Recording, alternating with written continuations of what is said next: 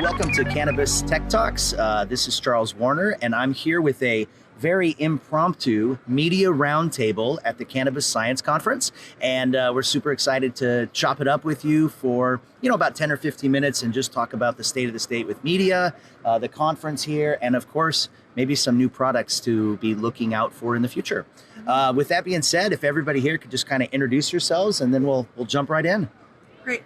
Hi, Rachelle Gordon, CFN Media. Happy to be here. Happy to have you. I'm Julie Chiariello, co-owner at Skunk magazine. Welcome, Julie. Thank you. My name is Max Nash. They call me Ms. Max because I'm the old lady, and I'm curious about cannabis. Okay. And I'm John Sidline with Canna Newswire. All right, John, welcome. We go back from the last time in Portland. We had the media panel on the CCC conference, collaborative conference. That's right. Cannabis collaborative conference. It's always good to be back in Portland. So, what do you guys think? What's kind of the state of the state right now with regards to media and cannabis? What are you noticing as far as like maybe trends or just overall your impressions of how the media is going? With Skunk magazine, we're a 15-year-old publication, and we've been devoted to organics and sustainability the whole time. And so for us, we've gone even further in the last 5 years to say, this isn't just about healing with the plant. This isn't just about regenerative farming. It's actually about practicing regenerative business and actually having, ethical standards, having companies and corporations that are actually, being responsible community members and nourishing their community and fighting for prisoners and still in the drug war and really giving back, not just being about, money making as usual. So for us as a media company, our focus, the leading edge for us, is about bridging into authenticity, bridging into true connection, because that's what I feel our world really needs right now, is to make that connection and take it further, take the conversation further. So I think I'm a little bit on the fringe, in terms of asking that question. I don't necessarily think that all media sources are doing that, but that's our leading edge. Okay. I feel as a patient that they are, and it's this observation, they're marketing to the rec market. And in Oregon, we have this oversaturation of product, they say, but they're marketing to the people who are already using it and who are buying it at such a low rate, and they're buying, data shows, entry-level products, versus marketing to people who probably already tried it in a way, but to let them know that there's new kinds of products. You don't have to smoke it. It's a plant, not a weed, and changing those perceptions. But their marketing media continues to market to their own people who are already using it. There's a huge market out there. I just wish they would shift that a little bit more. I think the hemp CBD market has opened up curiosity. Yeah. All kind of works out. But for my URL someday. But it's really shifting. But our industry isn't yet. That's my. Yeah, I think that's a fair assessment. On our side, since we're covering the investment side of the cannabis industry, I can say that is a very hot topic. Yeah. Because everybody wants to get in, and everybody wants to know what the silver bullet is. Who's the next Google, who's the next Apple, and unfortunately, people are so eager that I think there's a little bit of up and down on that marketplace. So I think that we have to really stay true and make sure that we're sharing accurate information, but also looking further ahead, not just to what's the harbinger of the industry, because we just don't have one yet. Yeah, and I think that's the balance. A lot of people talk about the green rush. I told you I'm more focused on a renaissance. I call it a green renaissance. But we have to still pay attention that we are kind of in this .com kind of quagmire, and we're going to probably be there for the next 10 years. And so I feel, even though not all publications, I love what you're doing and the idea of application of science. Only 15% of our doctors know about the endocannabinoid system. So speaking to what you're saying, as the science continues to get applied, then more and more people, whether they use or not, or whether they find alternatives to use, they're going to start to be more informed. And we can start to reach more people and quell this opiate crisis, which is really not a crisis. It's being pushed. So I'm really excited about pushing the science and also educating those financial people. I've had a lot of conversations about, hey, what can we do with our money? Do you believe in conscious money? Do you believe in maybe helping to change how we're doing business on the planet? So it's not so greed laden and about our portfolios and poisoning soils and waterways. So that's an interesting conversation to have, I think, with finance, because there is so much desire to get in. So I'm trying to have that balancing conversation. I have kind of a different perspective, Yeah. because where we are, we sit between PR people and the media, so we're seeing a lot of different things. So taking the content piece out of it for a second, there's been an explosion of new titles, new publication titles over the last year. And they're not, 2 years ago, where we saw a lot of the competition was on a national level, where publications were trying to be all things to all consumers or all things to all business people on a national level. Then we started to see more niche publications kind of fill in. Now that explosion is happening on the niche side. But what's another interesting thing that's happening is larger content syndicators, they don't want to necessarily jump in with both feet into cannabis, so they're finding publications out there to syndicate contents from. The Fresh Toast just signed a big content syndication deal with Tribune Media Company, which is putting all of their stuff into where the Chicago Tribune syndicates, and so I think it's something like... So it's going to be accurate information that gets reported in the national media, possibly? Is that what I'm... I think it's going to be... I think it's going to be newer... I think there's a lot of editors who are now, and publishers who are saying that understand there's curiosity among their readers. And how can you ignore the fact that there's been this swell, just on the policy side, right? There's been this avalanche of new stuff happening. So you're kind of, if you're the Chicago Tribune, you're kind of an idiot if you don't start have a section, right? And I've gotten frustrated how they start to tell the story, specialists, but they end at just this point to then finish in the like in a national level, to end the conversation with a little bit of information, a little education. Is it snake oil? Blah, blah, blah. It's not tested, blah, blah, blah, in the hip market.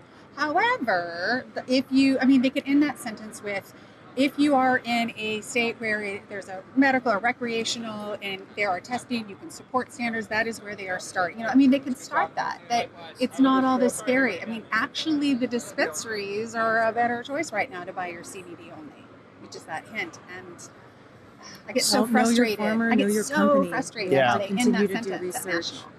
So we have limited media in cannabis because of regulations, right? So magazines, you mentioned the prevalence of these publications coming out. Like print has almost experienced a renaissance in the cannabis space because it's one of the few places where they can advertise. Right.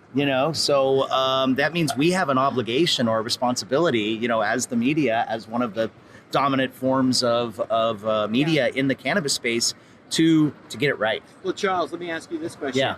As a publisher, do you create a title because you think there's an advertising opportunity? You can sell advertisements, or is it a content issue for subscriptions? Because I think most publications are not making money on the subscriptions; they're making money on the advertising. Yeah. And so I think there's only so many publications and we have a mixed to put it out in. And we have a mixed model, personally. But I think that, to survive, we're 15 years old. Right. We've gone through many different iterations over this journey. And what I would say is, we've diversified. We went from 13 issues a year to 4. And then we are relaunching our digital magazine. We just finished fighting a 5-year court battle in the Canadian courts because we also had a distribution arm. And we were also bringing genetics in from Europe into Canada. So that court case was about that. But what I would say is that, you really do have to diversify as a publication. And, niche is one thing. Yep. Ad-driven is one thing. Subscribers is one thing. And then, when you look at the digital, which I love what you're doing and want to continue to see. I want to find we're out more about that going to be too. launching our digital magazine again so that we're a global voice. Our third largest audience is Spain. So I think it's really about diversification and staying agile. You mentioned before that this is sort of like a .com style bubble that's emerging in cannabis. Yeah. Just to compare. So in the .com era, when we were about at the same period of time, there were PR agencies that would list about 40 publications in their top tier that are covering the .com era, the .com market. 40 is a big number for PR. It's a PR, you basically, if you can count to 10, awesome, right? So 40 is huge. Today in cannabis, we have over 800 titles just publishing in the United States. And I would say that easily you can put 60 of those publications on the top tier list, you know, depending on what you're looking for. Now, there's obviously a very top echelon of that as well, but it's massive. So it's a challenge both for... I've watched it happen. But there used to just be Skunk in High Times and then Weed World in UK. So we've watched all the titles come in as we one by stood one. the test of time. But what are we doing to go outside the market? Like, what are you going to go out and marketing to the people who, in the places where they're going to want to pick up that magazine? Where are we going to the people who might not want to, you know, at the grocery store, a little something on there, like they might be willing to do that. What are we doing about that? Barnes and Nobles, those kind of things. Like those more extent. I would love to see more companies who are larger and possibly have some funding that can support an education platform. Maybe there's some things behind it that support financially, but really show the world that you are not about just selling your product, that you really do believe in this medicine, you believe in this plant, and you're willing to invest in education of That's our our market. whole devotion. Here's a great philosophy I use. You can't sell the product until you educate on the ingredient. You have a jar of marinara. You don't know what a tomato is, and I'm trying to say this is good for you. It actually might taste good. It might be kind of fun sometimes too, but you don't even understand how it might help you. But yet I'm saying, here, buy this concentrate tomato. Oh, absolutely. And it looks pretty, but you're just like, I don't really know much about that. So maybe another time. So what are we doing to really help educate people on tomatoes? Well, that's why I have an issue with the green rush. That's my issue with the green rush, because there's no application of science. Laws are being written. There's so much science out there. People just have to. It's not being applied. Look a small one. Like the whole thing about cannabis, and I tell people, like, you walk into your pharmacy, OTC, and you pick that thing that's $3. And by the way, you don't know that if you take too much of that sleep aid, it's going to give you urinary retention. By the way, I have a concussion and I have a hard time finding a few words. And so, but you're willing to do that, but yet not go into a dispensary, rub something on, or put around a plant that has never killed anyone ever in time. Not even that OTC, take out the whole bottle, like a few of those might kill you. Well, I think that we just, like, how do we get people out of that? Well, I think there's like two different issues here. You know, one is you know what John was asking was, you know, our model of you know, we have to do everything that I think all the magazines are doing right now, which is obviously you've got to have the content, you've got to have the audience, and you've got to diversify how the content gets out. You know, there's got to be video and podcast and you know, stuff like that. The magazine is still our flagship, and we love it, and we're passionate about the quality we put in our publications. But we also know that people like to consume stuff, you know, different ways. Sure. Podcasts are big, videos are great. Right. You know, that's what everybody watches on social media. It's videos. I'd be interested to hear Rachelle's opinion on news, because there's one thing to write about the science and what's happening on a macro level, but there's hundreds of companies that are, a lot of them are startups in this market, right? Most of them, vast majority. And not all of them have money for major PR budgets and so forth, but they have innovation, they have great ideas. Yeah. How do companies like that get into these 800 publications? We're chasing essentially stories from the same 15 companies, right? How many times is Tilray and MedMen, whatever? They don't need to have any more coverage, honestly. The worst companies. Right. Well, it's no comment. But but how do those companies, the smaller companies, get their news into all these? Well, you know, for CFN, we're a completely digital platform. And we've really gone all in on our video content as of late, because you're right, people want short snippets that they can consume. You know, people's attention spans these days, I think, are shorter than ever. And so easily digestible. Digestible, and do you go to a certain age, genre? Is there a focus, like millennial versus... And my focus is over 40. There's like this aging, or you've had injuries and you ache and you hurt. It's not about getting high. Right. When you pick your, who do you market?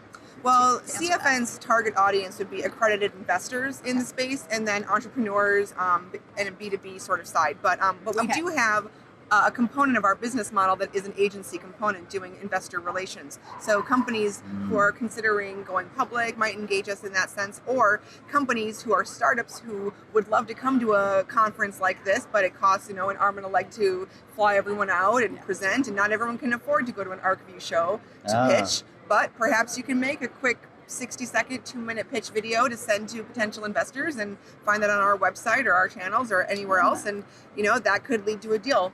So there's a lot of different ways to get the information out there. And I do think that, both digital and print, especially in this industry, are both crucial. Yeah. It's hard to report news, though. And there's a large amount of it out there. And, And miss news. Well, I'm just talking about like product news or company news.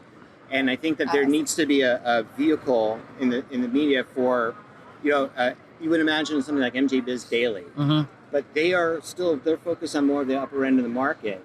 So the long tail is being ignored, but that's where a lot of this innovation is coming from. I'd love to answer your question too, John, because I have actually thought about it a lot. I come from a background of health and wellness and empowered consumerism, conscious capitalism. Before I got into the industry 15 years ago, I was actually incubating health and wellness products, yoga clothes globally. I taught yoga to kids. So that work as a healer, that work as has informed my business. And what I wanted to do was create a platform that actually could help entrepreneurs incubate. So talking about what you're talking about, my publication is not a pay-to-play. But if you are walking your talk in some way, whether you're leading edge tech, leading edge farm, solutions, what you're bringing, I want to know. And then I invite people to speak in the space. And I'm definitely saying this to anyone out there that has something that is of interest and of meaning and substance. Reach out to us, because we actually will share your content. We'll give bios and link backs to your pages. We will help incubate your brand without charging you anything. And then I ask companies to invest that are ready with a marketing budget. Then they're happy to invest in print and digital, because they see that for us, we'll incubate, we'll help them succeed as a company. Just because we're really interested in their innovation getting out there. So that's, just to answer your question, that's what we're doing. Charles, you guys are a sponsor here. What are you guys doing? Well, Besides sponsor. No, I think you bring up a really good point, Julie, that we have an obligation almost to be the tip of the spear and move this industry forward. And that means helping the events, that means helping the entrepreneurs, that means helping the content creators. That means also, though, and this is where it gets tricky, we have an obligation to bring the real. And sometimes that means we can't be cheerleaders. Right. Precisely. there's that fine line, like there's some topics that kind of right now are a little uncomfortable in the industry, and we have to decide, do we want to talk about them, or do we want to just, cover our eyes and pretend that everything's all rosy, because there are some issues there. I think we should learn our lessons from past we kind of, we have an We're obligation. the rabble rousers, though. I Yeah. mean, we are the renegades. We've been known as the irreverent magazine because we will talk about the hard truths. Yeah. And we will say, hey, the green rush and business as usual, that's part of the disease on this planet. So how can we change that conversation? Cannabis came to us to help us heal how we're living with our resources. There's that authenticity not continue we were in talking this way, about. where we're poisoning our soils and our waterways. Yeah. This can't go on, but it is going on. People are still upholding this ideal of, well, I have a great portfolio and I invested in Tilray and I invested in canopy growth, and that's really nice. That's great. Let's connect the dots. And how Corona is connected with Nestle, is connected with damaging our world right now. So I'm glad you're happy about your success, but what is it doing to our world? Well, and I try really, really hard, just as a journalist, that even though, we're reporting on some of these companies and, maybe some of them could potentially be people that we're representing in the IR space, to remain objective though, which, there can be a gray line there, especially, for this platform. But for me personally, it's really important. For example, they were courting potentially Ignite as a client. And I said, if you even think about it, I am leaving this company. And I have also said that. And so I have boycotted Ignite, Good for you. boycotted Weed MD. And so for me, I will set that standard. I'm not saying everybody's going to do that. Are people going to do it to the takes all product level kinds too, though? Or It they takes- it's the product. There was a local product here that was taken. Okay, everybody, we're going to take a quick break for this week's podcast, and would like to also give a shout out to our sponsor, Rayware Clothing Company. Rayware provides the ultimate protection for cultivators. So that is very interesting, because right now, talking about sustainability, over in the mainstream world, big brands like Procter & Gamble, they just launched a campaign called Brands for Good, and there's a bunch of other companies that are part of, I think it's called Sustainable Brands, that they are using their marketing dollars to activate their consumers. In other words, they're not going to use their marketing dollars anymore to say we want to sell, more diapers or we want to sell this. We want to turn our audience into a force for good, and they've all come together to do that. I think that Thank is, you. that's what I meant. Yeah. The leading edge of advertising is authenticity, and these big companies are actually showing that. I think that a lot of people in the cannabis space don't get that. They're still not getting that. And, maybe I'm sharing the secret sauce, but let's share. But let's share, because why is the plant here for us? Is to do those things, to have companies be ethical in a whole new way. Why can't we learn from our communities? lessons of everything else and put, why do you want to put your hands? I started Oregon's first software company and employee number 117, and here's what I see right now. Is there's a lot of connections of how industry, young people, not really sure what to do. I mean, there's so many things. And I've done business development and various things, and I just want to help sometimes. That fighting the big man and the people who are coming new into it and all this thing. That money, by the way, is going to give you a good paycheck possibly and benefits. And if you can help be a part of it and not fight it, you can help grow it into what you might want to be. And like what you guys are doing, you're saying no, you're standing your ground, you're helping your leaders journey through that path of making decisions. Now, at some point, if you don't, then you stay true to the ground, hopefully, that kind of thing. But it has to be the leaders and the people guiding the companies that don't know. I think everybody plays their role. I mean, what I try and do in business is I try and observe nature. I actually try and observe the plant and how she works. And, in nature, we need shadow, we need death, we need destruction. Nothing gets done without those forces. And so I try and apply that wisdom to business and understand that everybody is going to be playing their role in this industry, and we will have the greedy factions. They function as the shadow. But what does the shadow do? The shadow pushes innovation. The shadow pushes evolution. The shadow pushes the conversation. But I'm meant to play my role too. I'm meant to speak up and hold a standard. Exactly. But I can have respect, and I do as a human being. I will speak to the owner of. I spoke with the owner of Dope, and I said, "You're kind of like David. We're friends." And I said, you're kind of like Anakin Skywalker. You went to the dark side a little bit there, man. Sorry, Tranimal. But then I introduced him to my son. They had a good Halloween party. I know, and he's an awesome guy. I love him. We laughed about it, and he's like, you're a badass for saying that. But then we also talked about our families, and we talked about just who we were as human beings. And I think that that's the kind of respect. Hey, we can all hold different opinions, and we can still be respectful, and we can still be kind human beings. And I know that it's going to continue to evolve. I think for me, the CCC, what was the CCC? Collaborative Congress. Yes, that one right there in March. Was that right? That for me was a great conference, and you were there, right? Yep. Of the shift of just this truly collaborative, and I haven't felt that in a lot of places. And for me, this I'm not producer. I'm more here from informational and looking for standards and testing, just all sorts of ways, and from the patient aspect. So I don't have that, but I just felt that CCC was this really amazing connection this here in Portland specifically too. And you tell me more here. This conference has, look at all the folks in the media. Well, that's true. And there's a booth there for the media, and there's a booth over there for the media. This conference gets it. They understand it. And not only that, but they've given reporters stuff to write about. And a lot of these, what's missing, I think, is that these companies came here unprepared to unveil anything and use this conference as a platform for generating news about themselves. Just conversation. So they're just sort of here to sell their wares.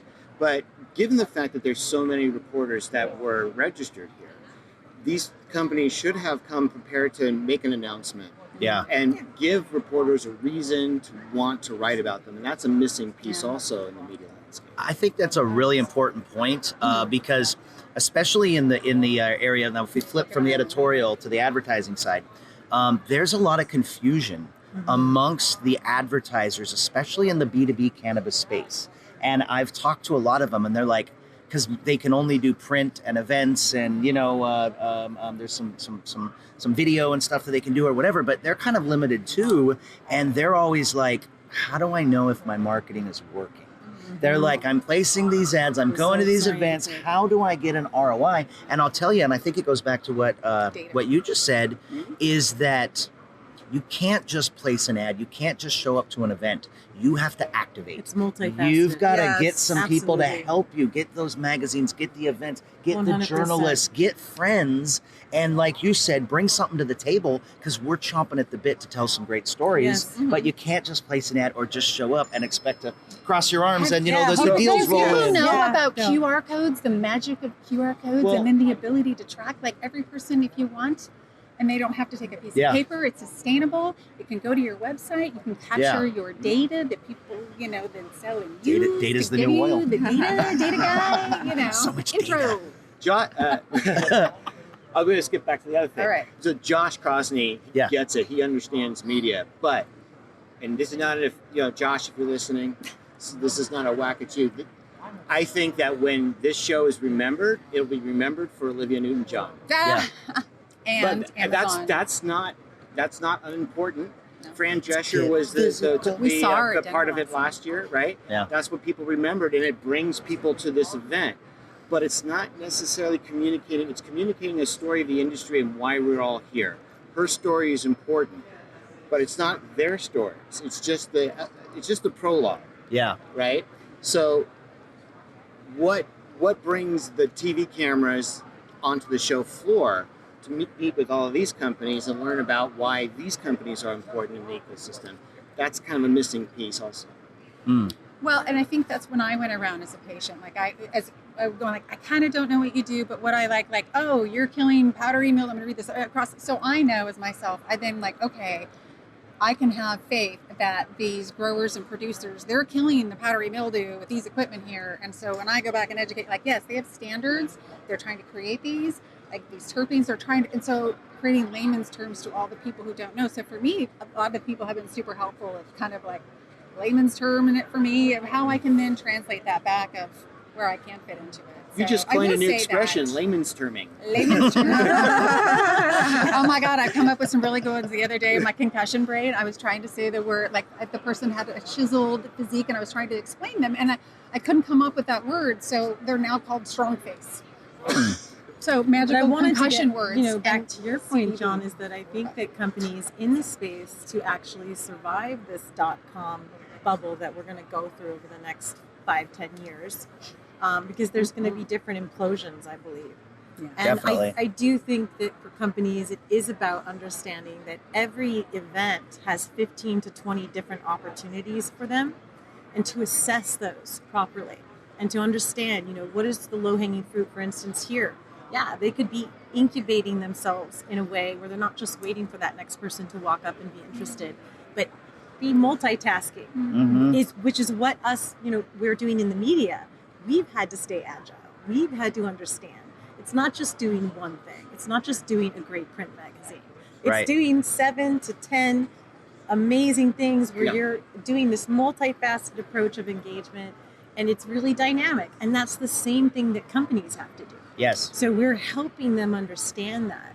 I think and understand how to incubate publishers themselves. have to kick the door down with ideas nowadays. Like, you have to almost be like an agency as a publisher. Oh, You have yeah. to kick the door down. It can't just be, I got a full We're a page ad. Do company you want it? incubator. Oh, heck no. Yeah. No. Well, and then Because if you let the ad just sit there, it's Right. like, oh, here, you know, give me your money and good luck. Mhm. I mean, I cannot do that because they're Okay. not going to get the results from that Right. that they want. And Right. then also, Yeah. I think they're missing a low, like, I don't think low-hanging fruit, but bud tenders.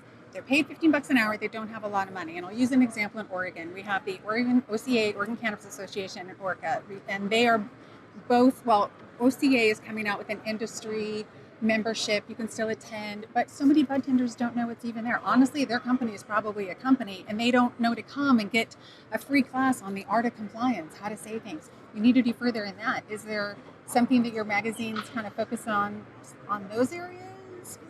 Oh, yeah. I mean, we're way into the education side. yeah. So that's Super we're, smart. We're Into- different than a lot of the publications that are just covering kind of green rush lifestyle and who's cool and which celebrities in Mhm. and all this kind of vapid, like the same thing. You could pick Yeah. up a lot of them and it's just like, Right. okay, well, this is just the same It's cool. thing. We know it's And cool. so for us, we actually teach people to grow organically. We've taught hundreds of thousands of people all around the world That's to grow awesome. organically. Yeah. A lot of people come up to me and go, Skunk Magazine taught me to grow. The Rev taught me to grow.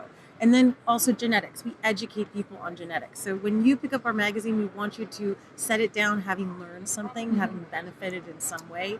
But that's our legacy. That's who we are. One issue that we were talking about yesterday that is a big gap is when you are, in my example, hit by a car. You are at the hospital, then they go to your primary, you go to your primary, I'm allergic to narcotics, and they give you the same cocktail, every one. Your anti-inflammatory, your narcotics, and we go through this. To tell bud tenders, again, our art of compliance about how to fill the gap of where your doctor's like, I can't help you, I can't do anything about it. You go to a bud tender, I can't say very much, I can't give you medical advice. Yeah.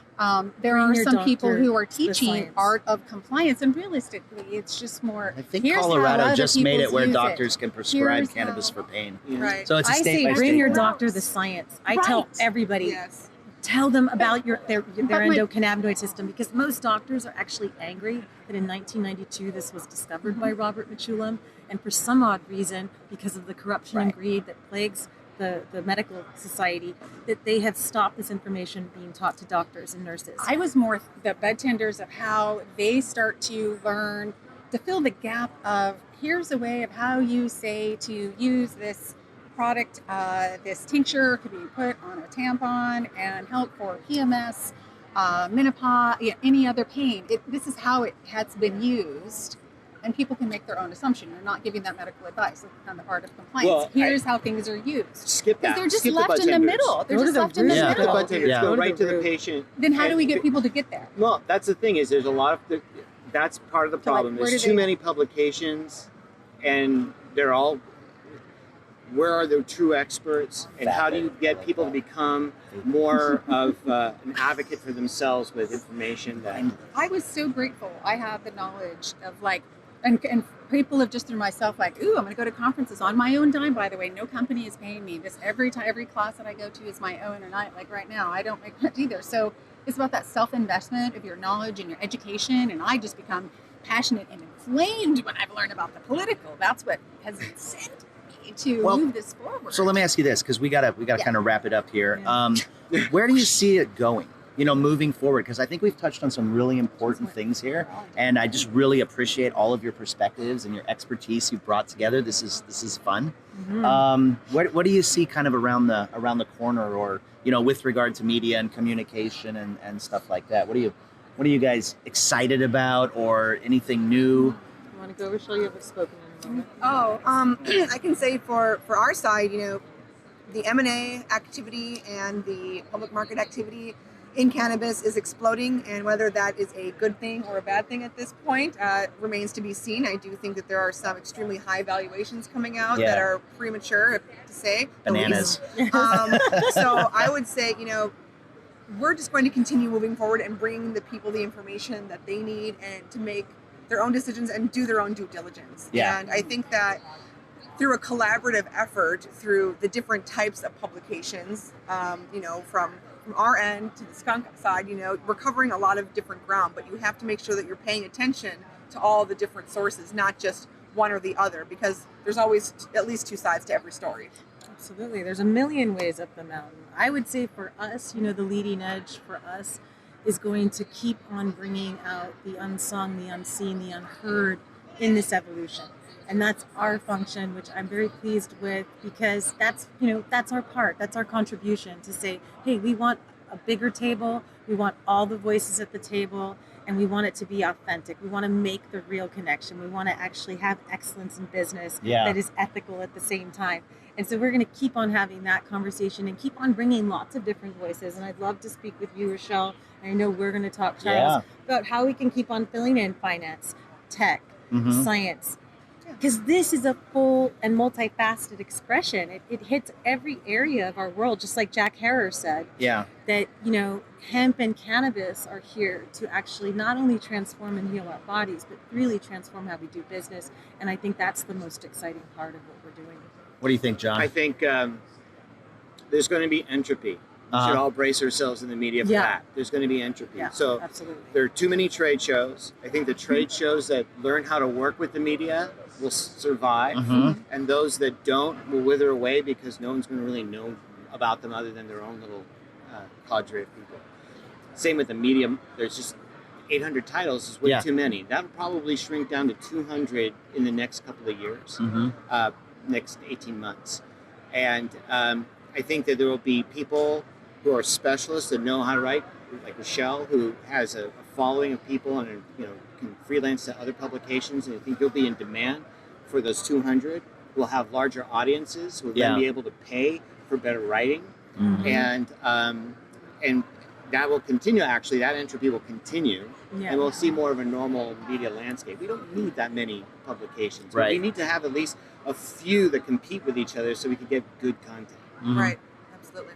I agree. I think that there is, one of the cool things about this is, and we do other tech magazines and like Innovation in Tech Today and Residential Tech Today, and they're fun and they're exciting, but it's not the same as being in this cannabis space right now because it's very collaborative. Like I feel like that there is a collaborative spirit, like just the act of consuming is generally it's a social experience. Exactly. This whole industry is galvanized around one premise: making people feel good. However you want to define it. I don't think we could end any better than that right there. Absolutely. Well, listen, thank you very much. Again, you've been chopping it up with Chuck, Cannabis and Tech Talks. Really excited to have everybody here. And let's do this again sometime. Absolutely. Thank you, Chuck. Thanks for having us. Thanks. Thank you. Hey, everybody. Thanks for listening to Cannabis and Tech Talks. If you like this podcast, make sure that you subscribe and share with your friends. And if you're interested in being featured on Cannabis and Tech Talks or being an advertiser or a partner in our award-winning magazine, Cannabis and Tech Today, give us a shout and we will help tell your story to tens of thousands of cannabis industry influencers.